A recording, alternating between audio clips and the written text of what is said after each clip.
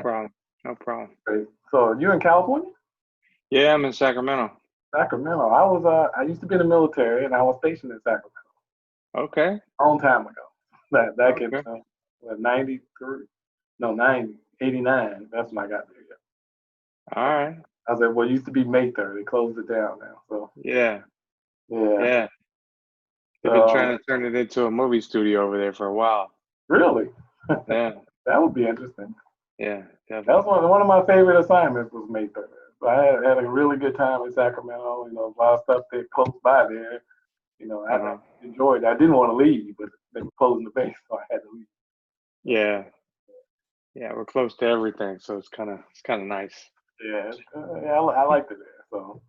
Um, so let's start by how about you telling us something about yourself?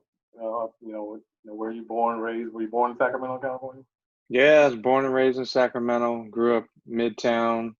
Family still owns a bunch of houses downtown. I was raised by my grandparents down there, and just grew up in Sacramento. And then, like in my let's say like my early teens, 12, 13 years old, I started going out to South Sacramento. My mom purchased a house in South Sacramento, so shifted from downtown out to South Sacramento and went to high school in South Sacramento, and kind of where all the incident happened with the good guy situation and everything.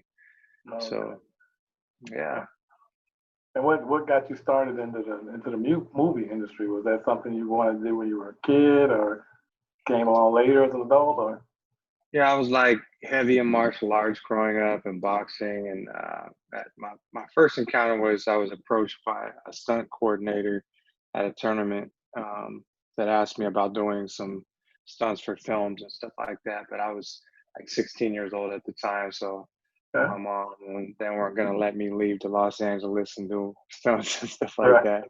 Okay. So it was just kind of one of those things. I was there, and then about a year and a half later, I met uh, I met a good friend of mine who was a big music producer back then. He was 10 years older than me, and wrote all the hits for like SWV and Mariah Carey and all kinds of people. So I Okay. connected with him and went into the music studio with him a lot, and that kind of became my little hub and hangout spot. And worked in the music industry for a little bit, or a couple years, and then just wanted to get back into pursuing things that I was really passionate about myself, and Mhm.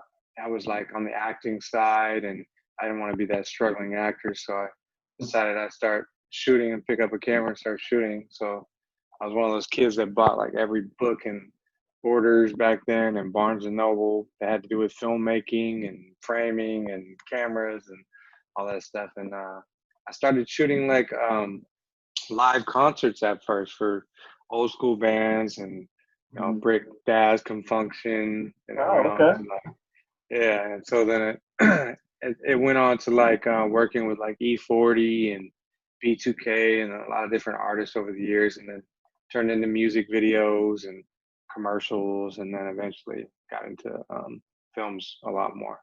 So now Okay. I'm only focused on films. Okay. Sounds good. Working with brick and brass construction, huh? Yeah, yeah. It's been a process for sure, it's been pretty cool. So And like you use the music industry to basically catapult you into the music and I mean a movie industry where you want it to be.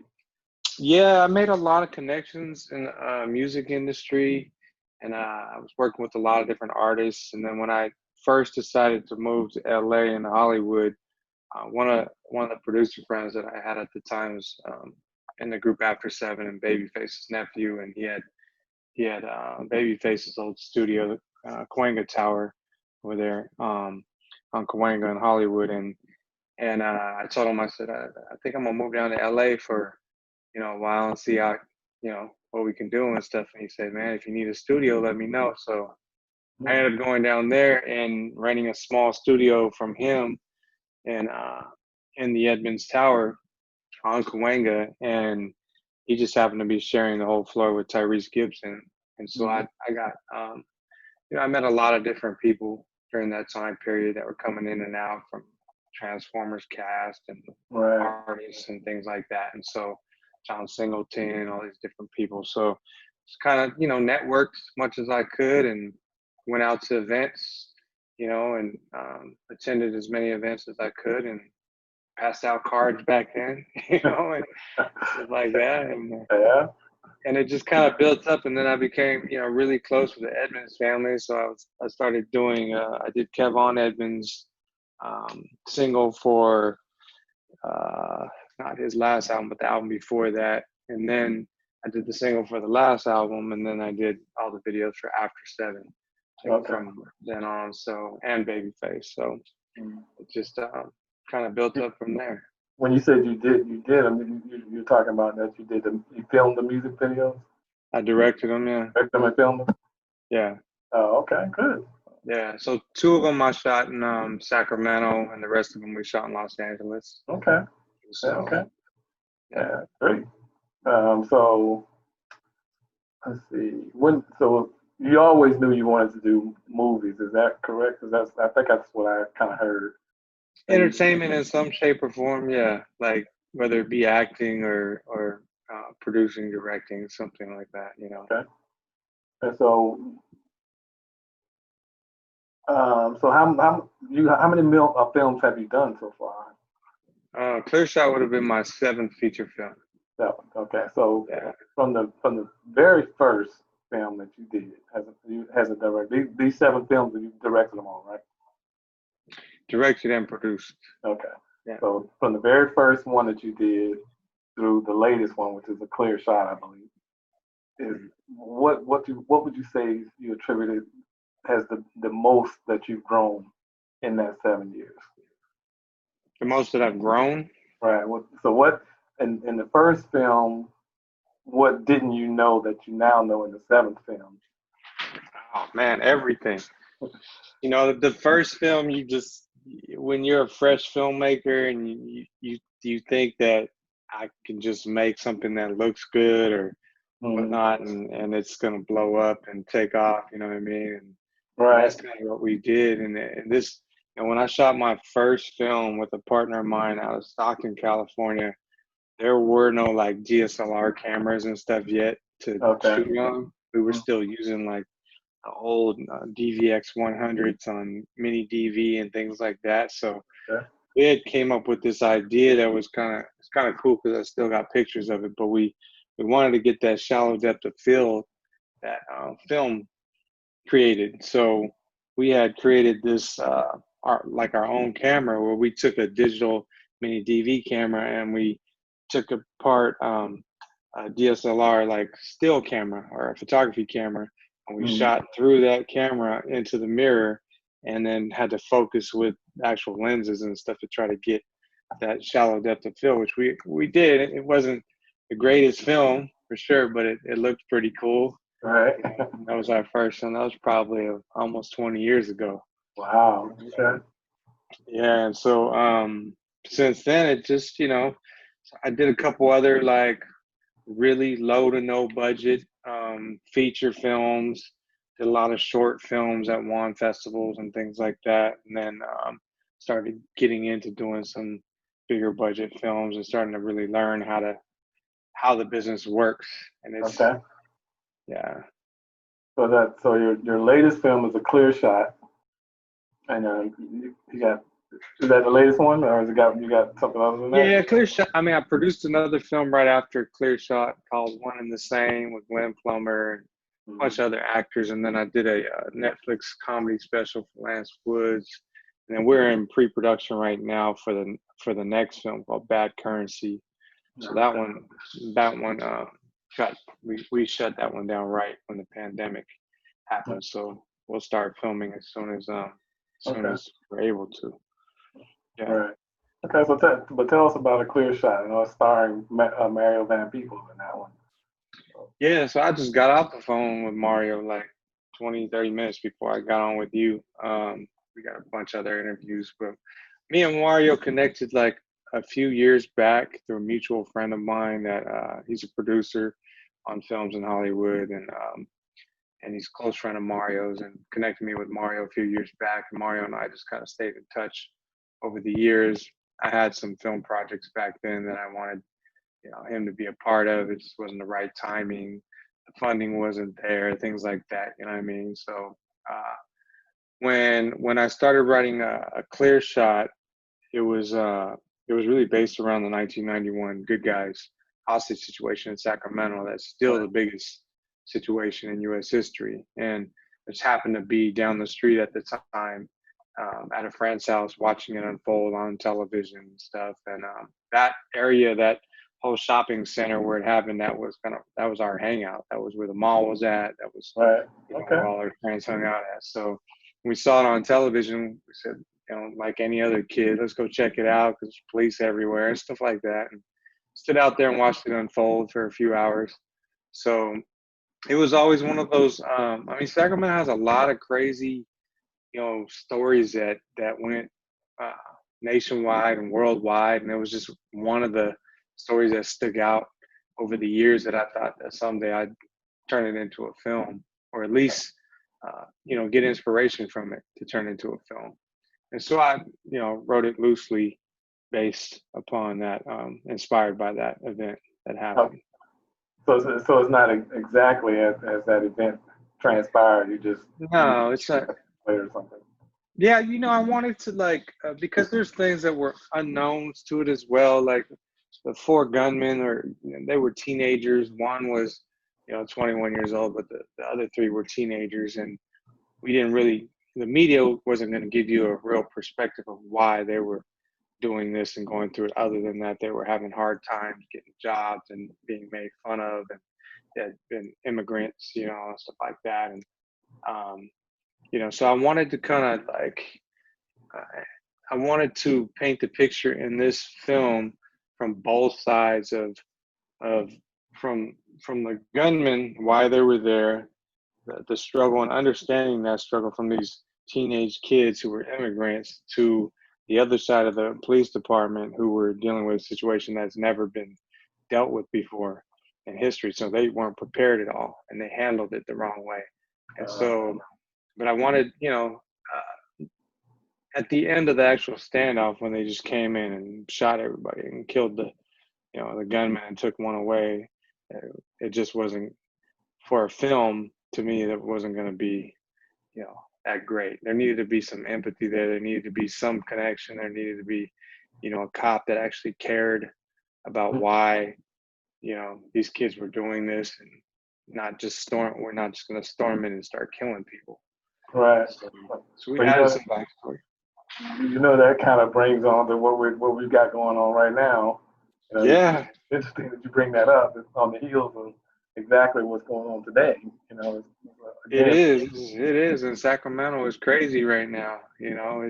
It's the last few days has been like, just madness, from people taking over the freeways and downtown, and the police stations, and broke out the front windows of the police stations. And, mhm, it's been just like the rest of the country. You right. know. So Yeah, seems like most of the big cities, especially, you're hearing a lot of. Because I'm based close in D.C. here, so we had mm, our issues here too. sure, But yeah, all of the big cities are having something. I yeah, think I read a report earlier about Chicago. It had 19, 19 fatalities over the wow, week from shootings. So, uh, wow, so I guess your movie is going to be, that's something people really should watch about how things can be mishandled and they can blow up in yeah, a very negative way like that. So when the police mishandle stuff. And then the shame of it is the police do a lot of good work, but all it takes is that one bad thing that they do. It's going to make them look terrible, which is what's yeah, going on right now. yeah, yeah. So, so what plans do you have for the future? You have any? I know you talked about a couple of things. You had to stop one because of the pandemic. So I know you got that going on. Yeah, so Bad Currency is based around another true story from Northern California. A friend of mine, his father, did like a documentary piece on him a few years back, and he passed away. And we never released the documentary, but it was really based around this gold heist scheme that was happening from Stockton, California to Mexico. And so we wrote this script. My writing partner and I wrote this script based around that. or inspired by that story.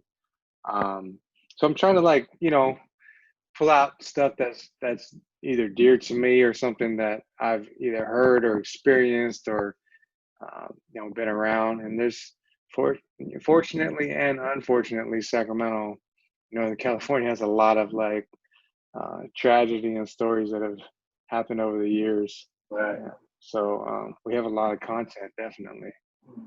So So the what? next one we're Go go ahead. Go ahead. ahead. Yeah, so the next one we were going to film in Mexico as well, but I think because of the pandemic, it's going to be a while before um, actors are really comfortable leaving the country. Some of them, at least.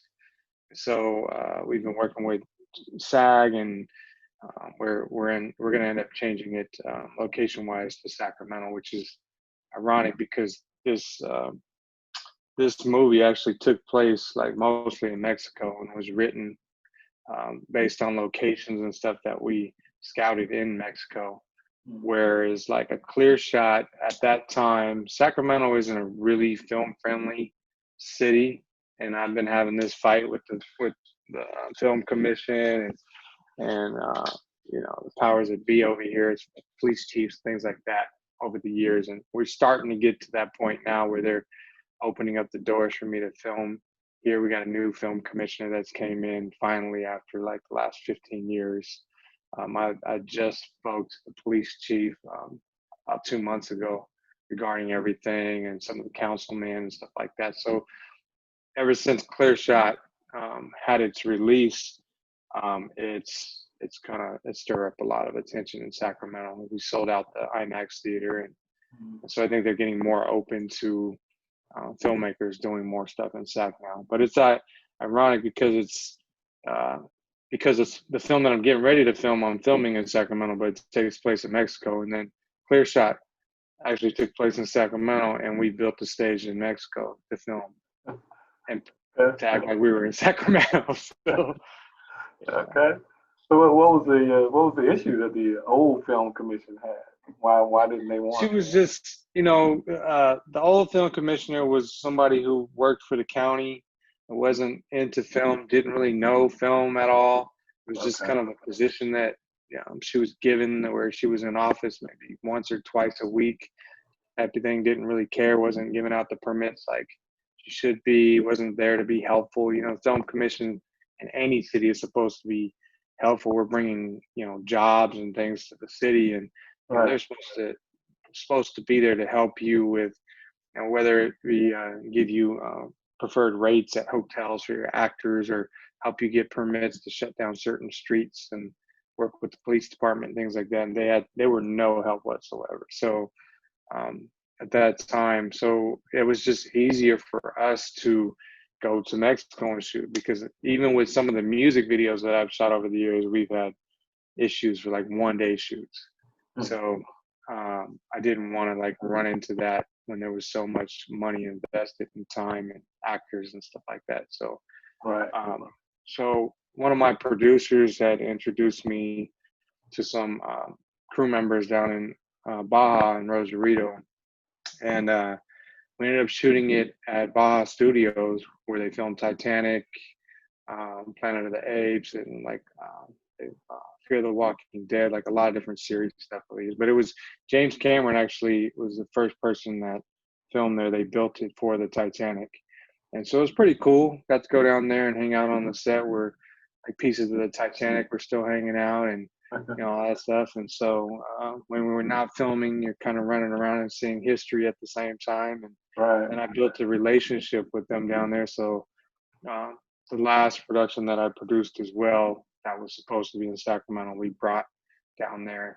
So now I've kind of formed this bond and this partnership with Baja Films. So we're trying to bring as many productions as we can down there to the studio. Okay. Yeah. Okay. I had a little bit of experience with the film commission and the police, but the police were actually easy. And I did a film a few years ago, and working with the police, it was easy with them. They just fill out the form, and they had a couple of police officers show up, and it was great. For you to have the problem that you had in Sacramento, you had a much bigger organization than we had. So that's, I can understand Yeah. your frustration. But I think it's starting to change now. The last couple of years have been a lot of arts, entertainment, things like that have changed in Sacramento. Some of the powers that be have like switched over to more uh, film friendly and art friendly, right, people. So, and they're starting to see that we make a positive impact in the community and stuff like that. right. So, That's great because there's a lot of creative people in the world. We just need a place to film it or write it or whatever it is that we're doing. And yeah, so you can bring exactly, films out for people to be entertained, especially during a time like this when the exactly, pandemic when everybody's at home. I right. think I've watched everything I could on Netflix right now. So Yeah, me I too. appreciate I appreciate people, filming movies now, especially, something for us to watch if this happens again. Yeah, So yeah.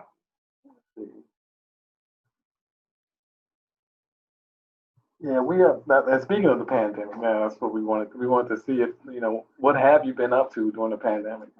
A lot of things were shut down. Are you writing films? Or, you know, Yeah, I've been writing. I've been working on more scripts. A lot of stuff at home, obviously, that I right? normally don't get to.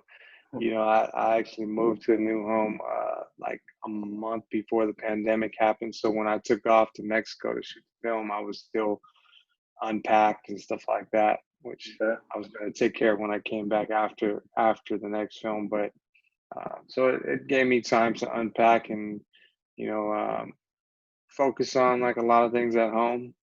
I'm Okay. doing things that I don't normally do all the time, Right. yard work, Right. things like Okay. that. So, but Okay. I am still trying to stay really creative and stay connected and write as much as I can so that I'm prepared as soon as this pandemic is uh, lifted, that Right. we can get right back to work. Right. So, Have you discovered any new talents that you might have had that you never had talent, you never had time to discover before, but now since you got all this time, you think pop up? I've always been like I'm a painter. I've painted for years, and I've got like different. I don't know if you can see this one right here, but I did that Oh, with a that's mic. cool. You painted that? Yeah, I painted that like 10 years ago, and I've got like a lot of other ones that are really big throughout Mm-hmm. the house and stuff. And I haven't even touched the brush in probably 7 or 8 years because I've been so busy on film stuff. So, Mm-hmm. I started picking it back up now, and just to have something to do on top of it. There you You go. know. See, a new talent is coming out. Yeah, reviving an old one, I should say. Yeah. So So I expect to see one of these movies that you make. You probably have one of those pictures up in the house and have a prop. yeah, yeah, at some point, yeah, probably, yeah. Um, have you discovered any new actors or actresses out there that we need to keep our eye out on that we may not have seen? Hmm. You know, I would say like in a clear shot, when I did a clear shot, uh, Tony Dew and all the actors actually that played the gunman, but one of the most hostile actors, Tony Dew, I would keep an eye out for him. He's actually in my next film as well, too. But guy's got talent, even after we did the premiere at the Chinese Man's in Hollywood, people were coming up to me asking who he was, and they wanted to keep an eye on him and stuff like that. And obviously, you got the Mario Van Peebles and Glenn Plumbers and all that stuff who are seasoned actors, been around a long time, so we already know they're great at what they do. Um, I'd say definitely watch out for Tony, Hal, all the other young guys that were in the film that actually were the leads of the film. Okay. I would pay attention to those guys because it surprised me.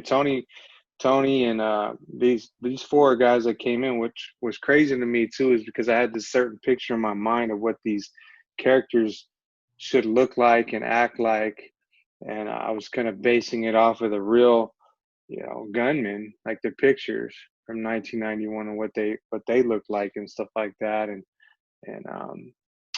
and when they came in and they auditioned for it, it was like these four guys just hit it on point. It was like there was after I saw Tony and after I saw How, it was like there was no way I was gonna like cast anybody else for that role or Mhm. those roles. So I would definitely pay attention, and I think you're gonna see a big shift in what's happening, especially right now with film too.